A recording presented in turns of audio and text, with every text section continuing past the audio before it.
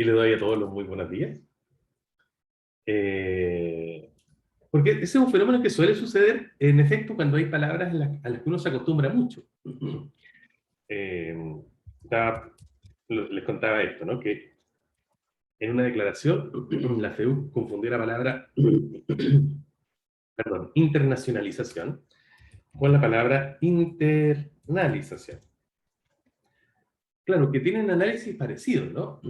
Internacionalización tendría un análisis, lo voy a... oye, mejor hagámoslo juntos. ¿Cuál creen ustedes que es la raíz de internacionalización? Que tiene un montón de afijos.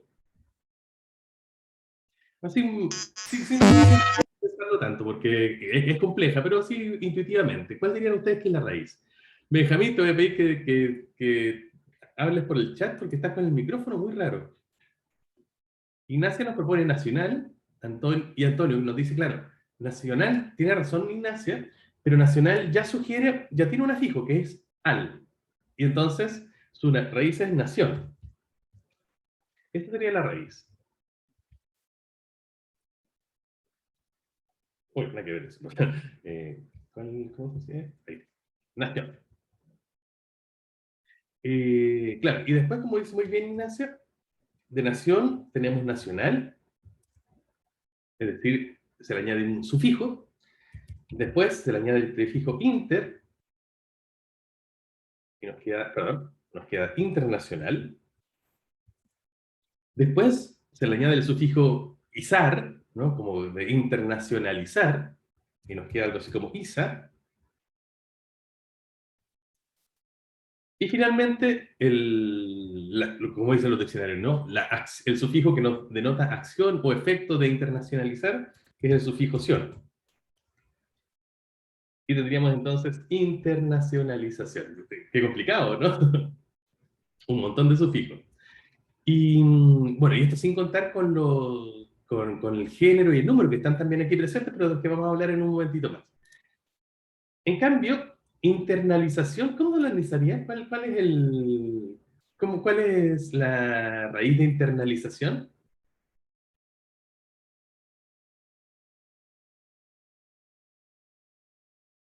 Victoria nos lo dice en el chat, ¿no? Esta tenía una raíz distinta, es interno, ¿cierto? De interno. Esa es su raíz. Y luego tiene un cierto tipo de afiliación parecido, ¿no? Tienes internalizar. No, tienes internal. No, internal de hecho ni siquiera existe, ¿no? Internal, no, porque es interno o interna, pero internal no. Entonces, probablemente es internalizar así directamente, internaliza. Está interesante, ¿eh? Voy a pensarlo después mejor. Y después el sufijo ción.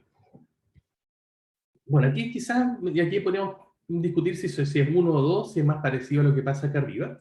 Pero claramente acá, en internacionalización, nación e inter son dos morfemas distintos, ¿cierto? Nación es la raíz, que significa probablemente algo así como un país, ¿cierto? Una patria, un territorio, con cultura, costumbres, etcétera. E inter significa añadir justamente algo así como entre, ¿no? La idea de entre países, ¿no? Y eso es muy claro en internacional, interregional, etcétera. Pero acá el sufijo es inter, que claramente nos remite a la idea de interno, de dentro. Y luego tenemos esta fijación. Entonces, claramente se refieren a significados muy distintos, pero como tienen una semejanza fónica, y por supuesto una semejanza también basada en la semejanza de sus afijos, de los sufijos sobre todo, y aquí una coincidencia, ¿no? Porque interno e inter, entre, hay una coincidencia, es interesante ver cómo se pueden confundir, ¿no? Pero pasa mucho esto, cuando hay, porque nosotros, todo lo que hemos estado haciendo nosotros en nuestro análisis, en descubrir morfemas, en identificar significantes y emparentarlos con sus significados en estos diferentes signos lingüísticos, tiene un nombre y está basado en una hipótesis. La hipótesis es que cuando los hablantes decodificamos la información que nos proporciona una palabra, lo que hacemos es justamente un proceso interno de análisis de este estilo, ¿no? Identificamos cuál es su raíz, cuáles son los afijos que la rodean, y vamos viendo cómo de la suma de la raíz más sus afijos, obtenemos el significado final de la palabra. Así, por ejemplo, en internacionalización, tendríamos que, tenemos primero el significado de nación, país, luego el significado de nacional, es decir, al le añade a país la idea de relativo a un país, luego de la de internacional, que es lo que ocurre entre países, luego internacionalizar, que es la idea de hacer que algo adquiera las características de internacional o de relativo a algo que pasa entre diferentes países, y finalmente internacionalización, que es el efecto de hacer que algo adquiera las características de algo que ocurre ocurre entre diferentes países, ¿no? Eso es lo que pensamos nosotros cuando pensamos en la palabra internacionalización. Y lo hacemos justamente según esta hipótesis, siguiendo este principio, ¿no? Esta idea de que vamos sumando los aportes de cada uno de los componentes internos de esta palabra. De hecho, se dice entonces que una palabra como esta tiene un significado componencial. Significado componencial. Lo que quiere decir, en otras palabras, que el significado que obtenemos es la suma del significado de los elementos que componen internamente esta unidad. Y no solamente pasa en morfología, sino que en sintaxis también, ¿no? En una frase sintáctica también el significado completo de la frase, que es un gran signo lingüístico, es la suma del significado de los elementos que la componen, de las palabras sintácticas que la componen, más el significado de la estructura misma en que se encuentra, ¿no? Pero ya se me olvidó cortar el chat en el WhatsApp. Ahora sí. Eso. Pero pasa, y no es tan raro, que por mucho uso, cuando las palabras ya las usamos muchísimas veces, de a poco nosotros vamos como perdiendo la frontera entre los morfemas y en realidad se nos van olvidando vamos dejando de detectar los componentes. Por ejemplo, recién Ignacia, si mal no recuerdo, claro, me decía que para ella, en una primera mirada intuitiva, no seguramente en una segunda mirada, veía como raíz el morfema nacional, que tiene sentido, ¿no? Porque claramente es detectable.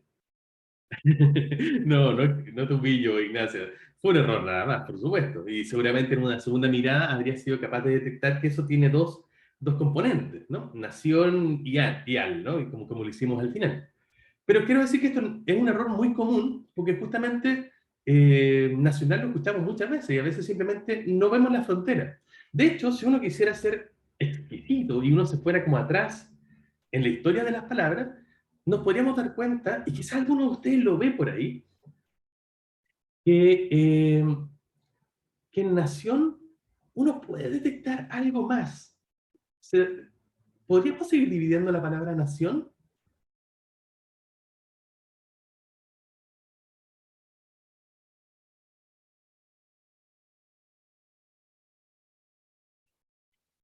¿Alguien ve algo ahí? No es fácil. Bueno, si uno fuera atrás etimológicamente, claro, Sofía lo ve, ¿cierto? Que en nación, originalmente, pero aquí ya estamos hablando de, no de castellano, sino de latín, en nación, en algún momento hubo una raíz nac, o nas, ¿cierto? De nacer. Y probablemente un sufijo ion o algo parecido, ¿no? Porque claro, la nación es donde uno nace. Entonces, uno podría decir, entonces el verdadero análisis debería ser con raíz nas, ¿cierto? Que comparte con nacer, nacimiento, etcétera. Y de hecho, uno en castellano todavía tiene probablemente detectable el sufijo ion, ¿no? Y de hecho, uno lo podría poner, por ejemplo, fíjense, uy, no había puesto el acento. Y mira qué lindo el ejemplo que nos da Benjamín. Voy a trabajar con eso enseguida. Estaba hablando del sufijo ion, ¿no? Fíjense que uno lo puede detectar incluso en palabras en las que pasa este mismo fenómeno. ¿Ustedes dividirían morfológicamente la palabra avión? Raro, ¿no? Pero la pista está en lo que les acabo de decir, ¿no? El sufijo ion. ¿Qué nos queda si le sacamos el ion a avión? Ah, ¿y lo relacionan con algún morfema del castellano? Con el ave, por supuesto. Un avión es un ave grande. En realidad, originalmente el nombre del avión es como pajarote. Porque eso es lo que es, ¿no? Un tremendo pájaro. Así que es posible detectar incluso algo parecido a ese sufijo de nación en el castellano actual. Bueno, pero esto que yo estoy haciendo aquí es lo que podríamos llamar un análisis espurio, desde el punto de vista morfológico. Es decir, un falso análisis morfológicamente. Como dice Ignacio, es un ave, es un avión. ¿Verdad? Es un análisis espurio desde el punto de vista morfológico, porque no corresponde a la morfología, sino a la etimología. Y eso es porque los hablantes no ven esta diferencia, o no es natural que un hablante sea capaz de detectar estos dos morfemas transparentemente. Y eso es porque ya no corresponden con tanta claridad al español. Lo que quiere decir entonces es que en palabras como nación o avión, estamos ahí en realidad ante las raíces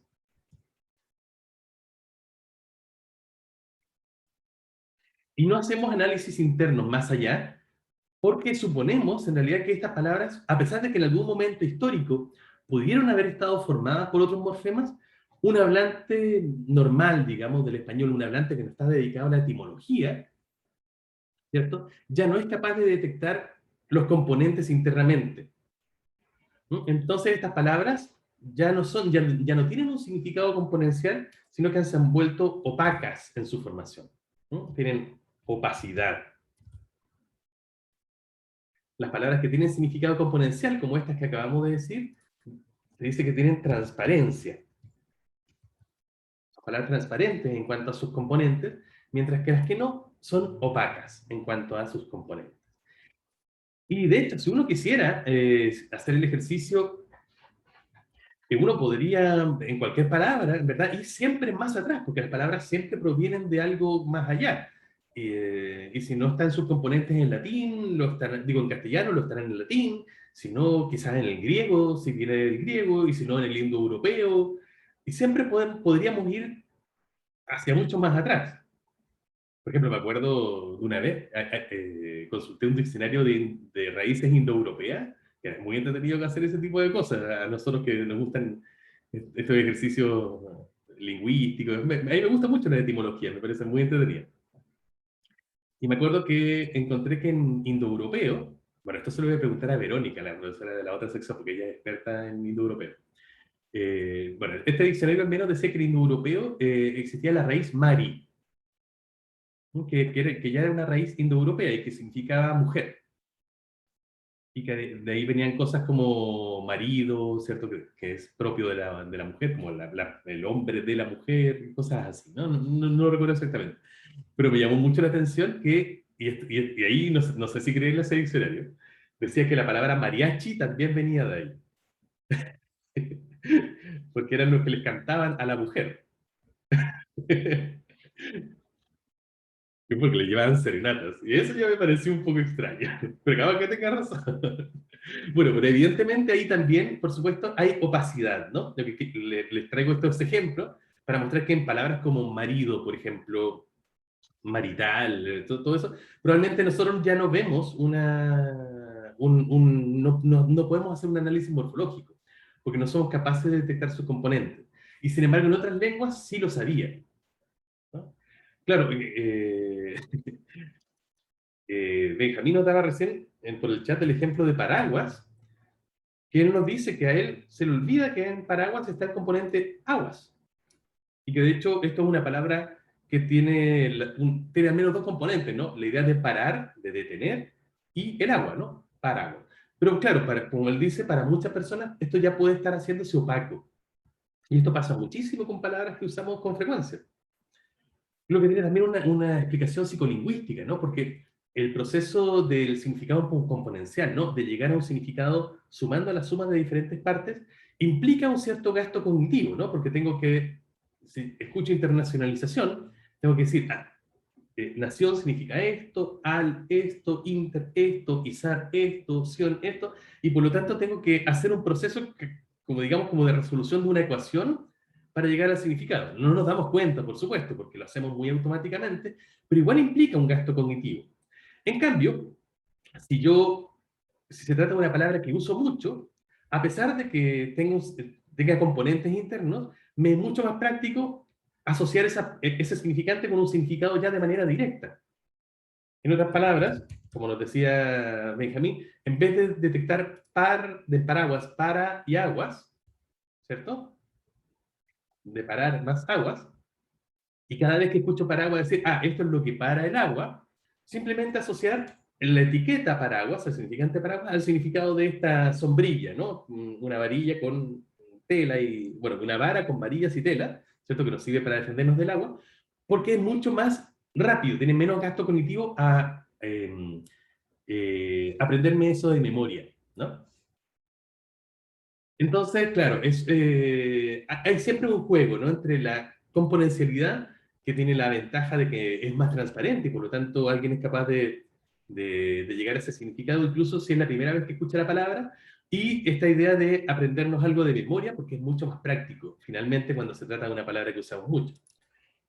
Bueno, y para terminar con esto de la opacidad, que fíjense a dónde nos llevó la declaración de la FEUC, ¿cierto? Esto pasa muchísimo con palabras que son usuales, que lo que les decía, ¿cierto? Que pierden su transparencia y se vuelven opacas.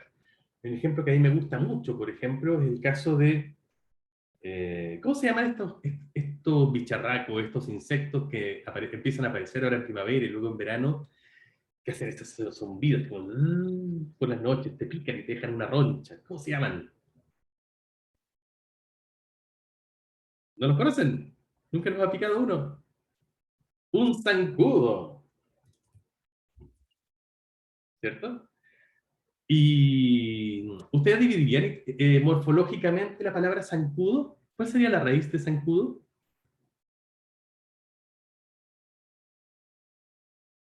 Sacudo, obviamente, ¿o no? ¿O hay algo más? Un maldito chupasangre.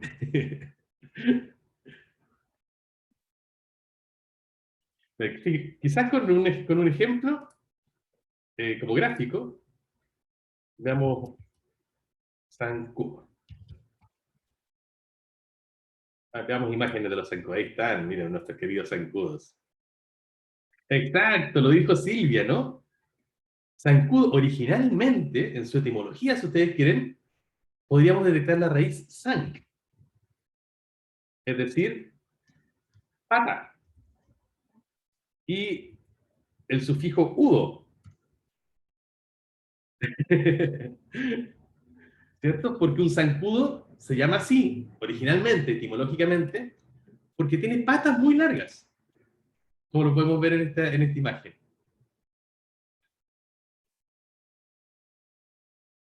Y cuyudo, ¿no? Que es un sufijo que usamos mucho para características físicas de alguien. De hecho, tenemos la misma palabra patudo. De hecho, zancudo y patudo serían la misma palabra etimológicamente hablando. Y también de alguien que tiene barba, podemos decir que es barbudo, por ejemplo. Eh, ay, ayúdenme un poquito acá, estoy un poco... Pero con características físicas usamos mucho este udo, ¿no?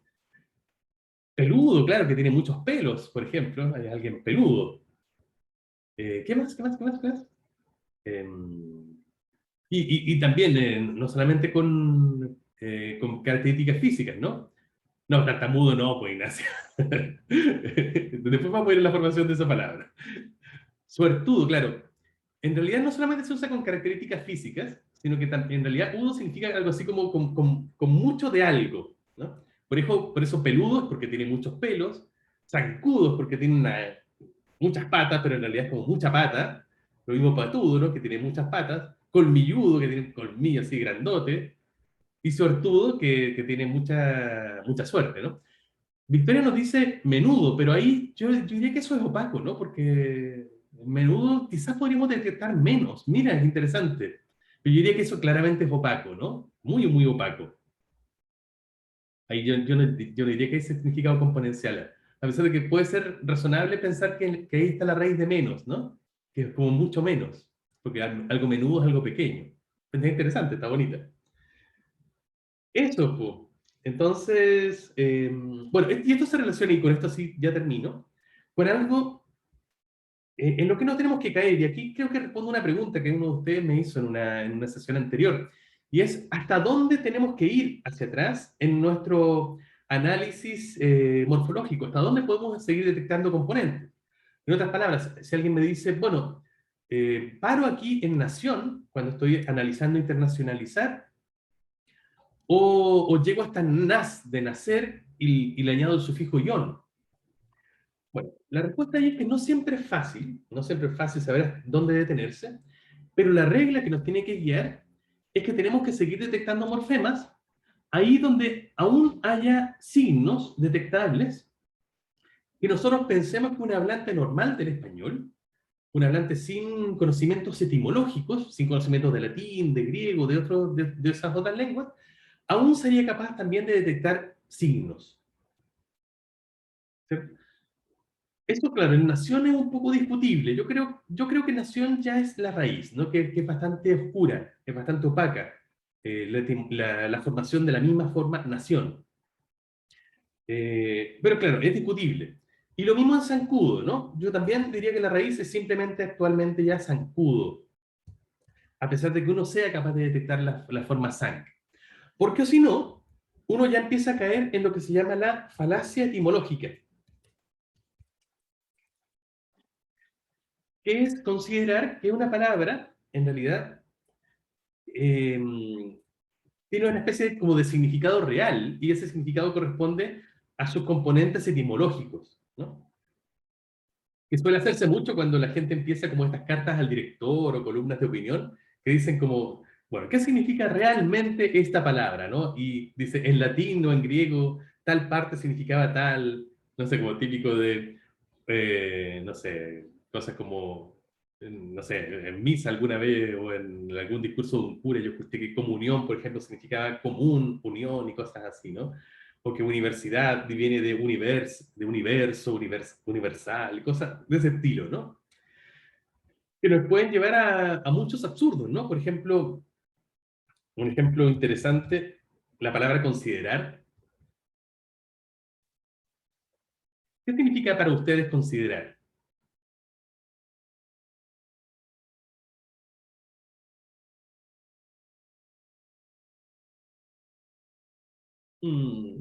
Sí, algo parecido a eso, ¿cierto?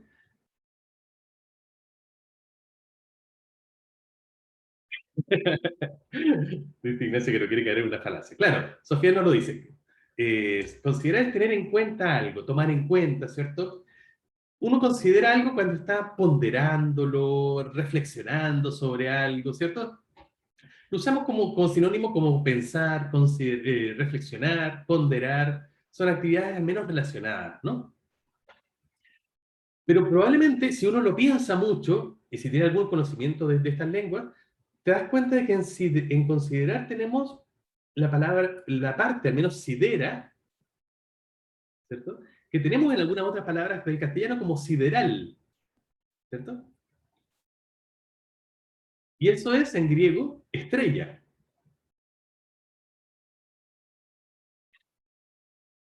Y eso es porque, un- y eso es porque en algunas leyendas relacionadas con esta palabra, se dice que los filósofos, ¿cierto?, paseaban mirando las estrellas y, claro, reflexionando sobre las cuestiones que tenían en la mente, ¿no? Entonces, pasear mirando a las estrellas es considerar algo. Eh, pero bien, obviamente, nosotros cuando pensamos en considerar, no lo hacemos con ese sentido actualmente, ¿no? Si yo te digo, por ejemplo, oye, te quiero vender mi bicicleta, ¿no? Y está en muy buen precio. Considera comprarla, ¿no? No te estoy pidiendo que camines por la noche y mires las estrellas mientras piensas en lo que te acabo de proponer. Simplemente te digo, como ustedes ven, que lo tomes en cuenta, ¿no? Si te digo, tenme consideración, tampoco te digo que me veas como una estrella o algo parecido, ¿no? Simplemente que me tengas en cuenta cuando pienses, ¿no? Claro, y como muy bien nos dice Antonio en el chat, pensaría que un considerador sería algo quizás parecido a un astronauta, lo que evidentemente es falso, ¿no? Es bonito, de todas maneras. Estas cosas son lindas, por supuesto, para todos nosotros que nos gusta el lenguaje, y por supuesto no les digo que dejen de hacerlas. El estudio de la etimología es súper interesante, súper lindo. Lo único que les digo es que esto no podemos hacerlo cuando estemos haciendo análisis morfológico. Porque la morfología y la etimología son dos disciplinas distintas, ¿no? La morfología tiene que llegar allí hasta donde podamos detectar un signo que nosotros, hipotéticamente, pensemos que un hablante normal, sin conocimientos etimológicos, es capaz también de detectar esos morfemas. En cambio, con la etimología podemos ir hacia atrás en la historia de las palabras hasta donde queramos, ¿no? Hasta donde tengamos algún testimonio o hasta donde conozcamos las otras lenguas. Uh, y me recordó este ejemplo que nos da Antonio, esto de igualar un significado u otro. El problema es, o más bien un ejemplo muy evidente de esto, ¿no? De la falacia etimológica. La palabra sarcófago, ¿qué significa? ¿Qué imagen les trae a la mente? Egipto, por supuesto, ¿cierto? ¿Nada más que Egipto o algo más específico? Un cofre, un ataúd, ¿cierto? Las tumbas, los ataúdes donde estaban las momias, ¿no? Esos son los sarcófagos. ¿Y la palabra carnívoro? ¿Qué significa? ¿O qué le trae a la mente la palabra carnívoro? Que come carne, por supuesto, ¿cierto? Y evidentemente no tienen ninguna relación la una con la otra. Pero desde el punto de vista etimológico, carnívoro viene de carn, latín, pero que también tenemos en castellano carne, ¿cierto? Más boro, que en latín es comer, es decir, que come carne. Y sarcófago, en griego, significa, viene en realidad de phagos, que es comer, en griego, y sarco, que en griego es carne. Es decir, que carnívoro y sarcófago son, desde el punto de vista etimológico, sinónimos, porque las dos significan que come carne. En otras palabras, si este 18, por ejemplo, alguno de ustedes que no sea vegano, va a un asado y se come un pedazo de carne, ¿cierto? Ustedes pueden decirle, eres un sarcófago.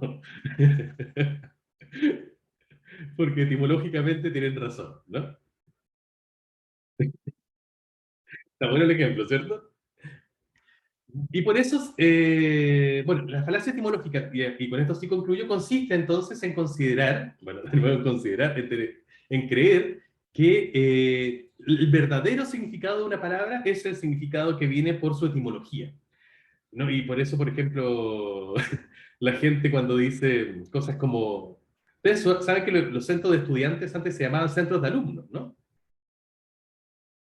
Y alguien llegó en algún momento con la idea de que alumno, ya no se les podía decir alumno a los estudiantes, porque alumno venía algo así como de a, el prefijo a, que usamos muy habitualmente con la idea de carencia de algo, y que su raíz verdadera era alumno, y que lo relacionaba con la idea de luz, ¿cierto? Como en luminosidad, ¿no? Luminiscente, ese tipo de cosas. Y entonces el alumno es aquel que carecía de luz, y entonces había que darle luz, y por lo tanto era un término denigrante para las personas que estaban estudiando. ¿Habían escuchado eso? ¿Sí? ¿Sí? Bueno, eso es falso, falso, falso, falso. Alumno no viene de ahí, viene en realidad de una palabra latina que significa nutrirse, es decir, el alumno es la persona que se nutre, y no tiene nada que ver con la luz, ni con la falta de luz, ni con ninguna de esas cosas. Así que eso es una falacia etimológica y en este caso además mal hecha, ¿no? Pero la falacia etimológica consiste en esencia en creer que significa, porque incluso si alumno significara, viniera en realidad de algo que significa falta de luz o algo así, lo importante es que en el español actual no significa eso, significa simplemente una persona que está estudiando, una persona que está en el colegio, que está en la universidad, etcétera. Y no es que tenga un significado real, oculto, así medio misterioso que uno tiene que desentrañar mediante la etimología, ¿no? Ahí estoy viendo que varios de ustedes sufrieron con esta falacia en el colegio. No, es muy común. Porque además uno queda como, ah, qué bacán este gallo que sabe cosas y me enseña cosas misteriosas de las palabras. No, pues lo verdaderamente bonito del lenguaje es lo que estamos nosotros haciendo ahora, ¿no? Investigando cómo realmente funciona y cómo lo usa realmente la gente. Oye, ya, me fui en la volada y usé un montón de tiempo en algo que era un ejemplito, lo siento, pero bueno, era interesante que habláramos sobre esto de la etimología y la relación entre etimología y morfología y sus diferencias, ¿no? Y las falacias etimológicas. Después vamos a hablar harto de esto más adelante cuando estemos hablando sobre la formación de palabras, porque nos va a salir con alta frecuencia, pero era importante que lo viéramos también aquí. Ya, poniéndonos en materia, en algo parecido, ¿no? Yo les había dejado un ejercicio en la sesión anterior. Íbamos a trabajar en el análisis de las palabras conejitos, brigadas, vivíamos y no, finalmente. ¿Cierto? La misión era hacer el análisis morfológico, ¿no? Llegar a la detección de todos los morfemas y la clasificación de los morfemas que componían estas palabras. Bien, en los minutos que nos quedan, revisémoslo. Conejitos, ¿cómo se compone? ¿Cómo está formada morfológicamente la palabra conejitos? ¿Quién me quiere ayudar acá? Ignacia nos propone conej, que sería, ¿qué cosa, Ignacia? La raíz conej.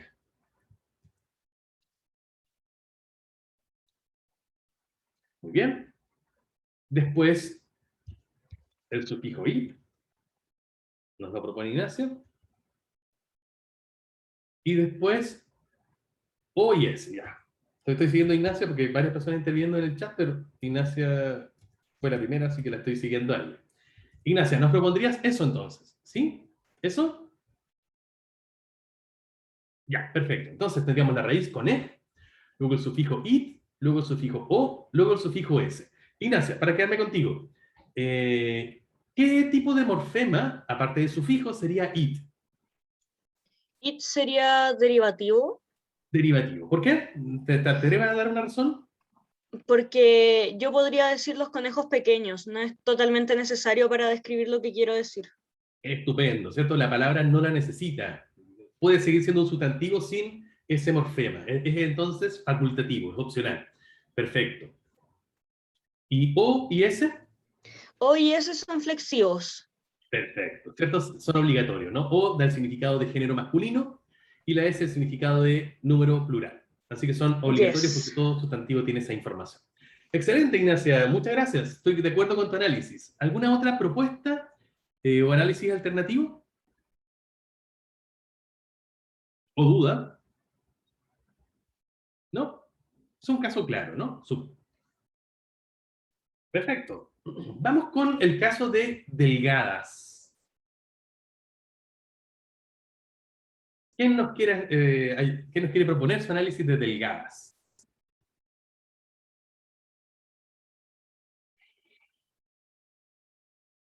Oh, mira qué interesante. Benjamín ya. Benjamín nos propone delga como raíz, pero recuerda que la raíz no lleva guión al final, solamente así. ¿Qué más, Benjamín? ¿Sigo con Benjamín? Ah, delgad, perdón. Delgad. ¿Qué más?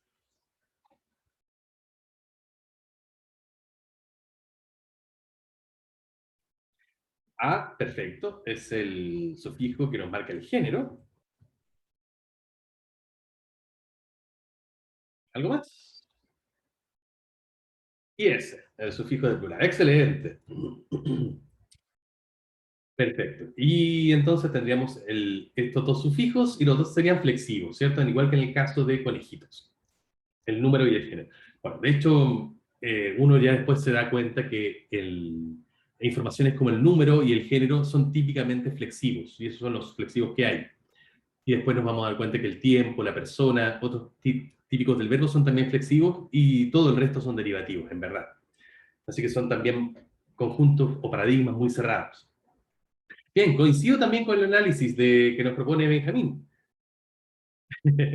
Súper. ¿Alguna duda o algún análisis alternativo?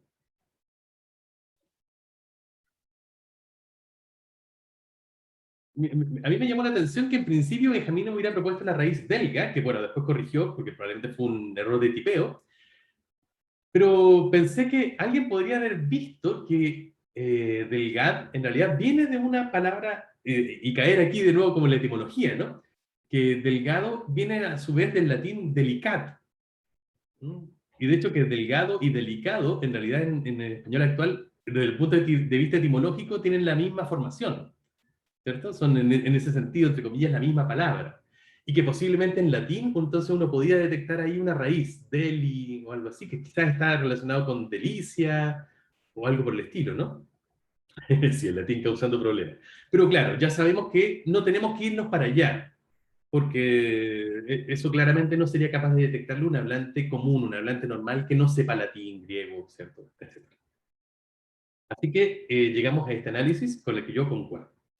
Bien. Vivíamos, a ver con esta. ¿Quién me propone el análisis de vivíamos? Camila nos dice que aquí tendríamos viv, la raíz. Súper. Ia, que nos da el tiempo. Súper. ¿Cierto? Un tiempo pasado. Y el mos, que nos da la persona. Súper bien. ¿Cierto? Que sería un nosotros, ¿no?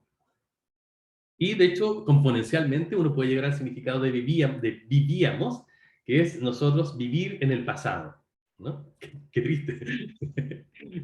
Eh, Camila, ¿y estos sufijos de tiempo y de persona son sufijos flexivos o son sufijos derivativos?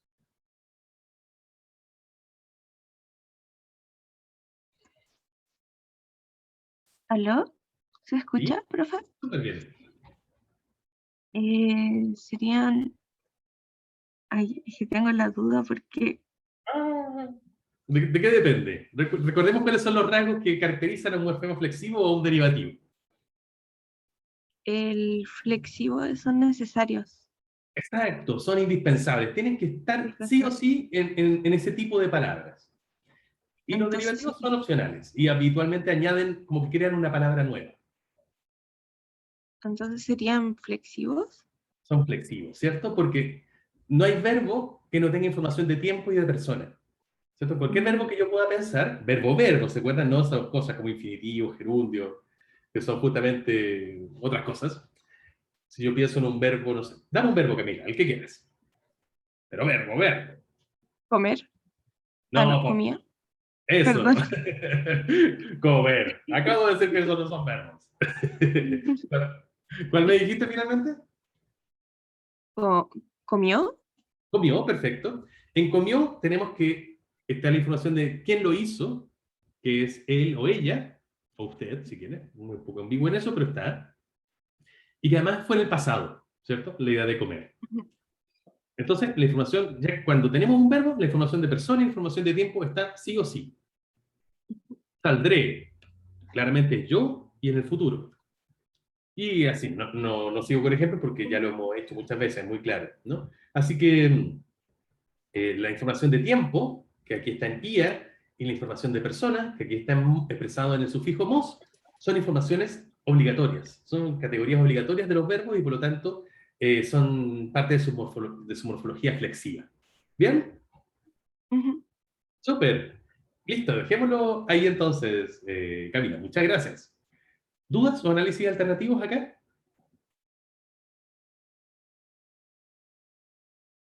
Ok, y nos queda la palabra sano. A ver, ¿quién me ayuda con esta? Que está muy sencilla. Aparentemente.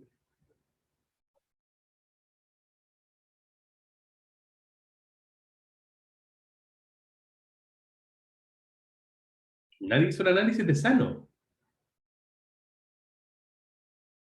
Ignacia, ok. Ignacia nos ayuda. ¿Tú dirías entonces, Ignacia, que la raíz sería san? Ignacia, ayuda. Así, ya, súper. La raíz es san, ¿cierto? Y que encontramos en otras palabras como sanitario, sanidad, ¿cierto? Claramente. Sufijo o, que es el sufijo flexivo de género, igual que en conejitos, que indica masculino. Y hasta ahí, ¿cierto?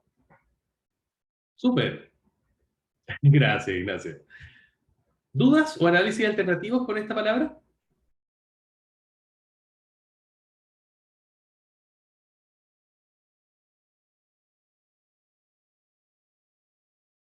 ¿Nada? Ok. Profe, Sí, perdón, Camila. en este caso, la ausencia de la S significa el singular. Mira qué interesante lo que propones. Tú estás oponiendo la palabra sano a una palabra que claramente está en su familia, ¿no? Que está muy relacionada con ella, que es la palabra sanos. Y obviamente también uno podría hacerlo con el género, sana y sanas, en que pasa algo parecido, ¿no? Y te das cuenta de que aquí pasa algo interesante.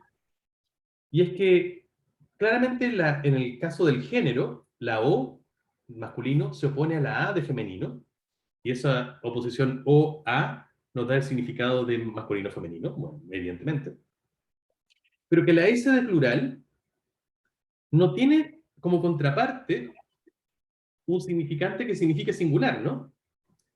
No tenemos quizás como teníamos en la lengua esa con la que empezamos a trabajar, la de los rinocerontes, ¿se acuerdan? Que había un morfema, un significante que significaba singular. En español no lo hay. ¿Qué hacemos en este caso? Bueno, eran tigres, perdón. ¿Qué hacemos en este caso? Camila nos dio completamente la respuesta. Bueno, esto igual es discutido, no todo el mundo está de acuerdo en teoría morfológica, pero la solución más habitual es proponer que en este caso, en que la ausencia de algo, la ausencia de un significante está expresando un significado en comparación con el significante que podría haber estado en su lugar, lo digo de otra manera. La hipótesis dice que cuando una persona escucha la palabra sano, dice, significa sano, perdón, de salud, o masculino, tal como hizo Ignacia, pero además dice, pero podría haber sido sanos, que habría significado eso en plural, pero no lo está. Y por lo tanto, debo considerar acá que la ausencia de esa S me está transmitiendo un significado. Es decir, en este caso no el significante, sino que la ausencia de un significante me proporciona un significado. Y por lo tanto, como nos dice Constanza en el chat, aquí se ha propuesto la existencia de un morfema cero. En particular de un sufijo cero.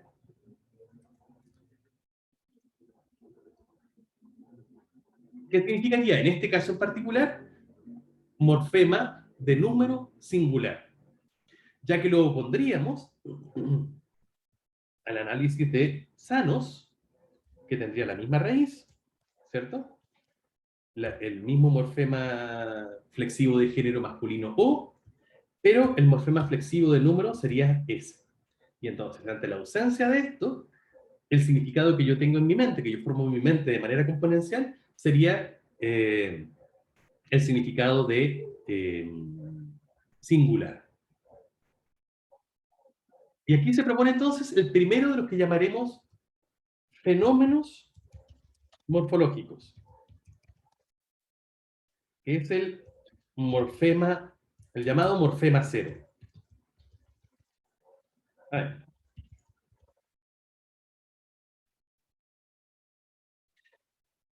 ¿Y qué consiste justamente en esto, no? La ausencia de un significante que me transmite un significado. Y esto es siempre y este es el caso normal, de hecho, del singular en el número del castellano.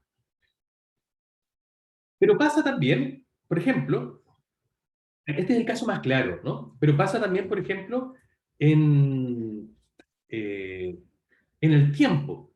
Por ejemplo, el caso de vivíamos que teníamos recién, ¿cierto? El análisis que nos hacía Camila, si mal no recuerdo, recién aquí de vivíamos era este. Si nosotros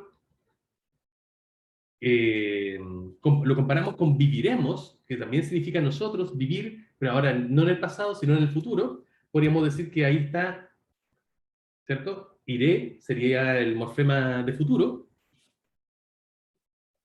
¿cierto? Y esto sería vivir, viviremos. Entonces, ia, simplificando un poco, sería pasado, ire significaría futuro, pero ¿qué pasa en vivimos? Que significa presente. Sé que significa más cosas, pero por ahora llévenme la corriente y pensemos que significa presente. En realidad el análisis ahí sería simplemente viv o vivi, si ustedes quieren como raíz, y el sufijo mos, que significa nosotros. ¿Y dónde quedó el tiempo? ¿Dónde está lo que indica presente? Bueno, tenemos que proponer ahí también un morfema cero, perdón, cero, que en ausencia del re o del ia, nos marca que significarían de futuro, ia, pasado, nos marcaría que estamos ante un presente. Lo mismo pasaría, por ejemplo, si comparamos cantábamos, voy a hacerlo un poco rápido, cantábamos, cantaremos, ¿no? ¿Cierto? Pasado, futuro, y el presente cantamos. Canta, que tendría cero, y luego el mos. ¿Cierto? También tendríamos una ausencia que ante la posible presencia no hipotética de va o re, nos daría el significado de presente. Este es el primero de los fenómenos morfológicos, entonces, que hacen que no siempre tengamos una segmentación tal como nos gustaría, ¿no? Tal como hicimos en esa primera lengua que estudiamos, que cada significante correspondía a un significado. En este caso, y esto es lo primero que nos viene a complicar un poco el análisis, pero es un fenómeno propio de las lenguas, es la ausencia de un significante frente a los significantes que podrían haber estado en su lugar, la que nos marca un significado. Es, en otras palabras, un morfema que tiene significado, pero no lo expresa en un significante. ¿Se entiende, chicos? ¿Bien? Este es el primero de estos fenómenos. Hay varios que de hecho nos pueden complicar un poco nuestra vida y nuestros análisis. Y eso los vamos a ver a partir de la sesión siguiente. Nos vemos el miércoles. Los dejo con un abrazo. Que tengan una excelente semana pre-18. Cuídense mucho. Chao, profe, muchas gracias. Que esté bien. Chao, profe, que esté bien. Chao, profe, gracias.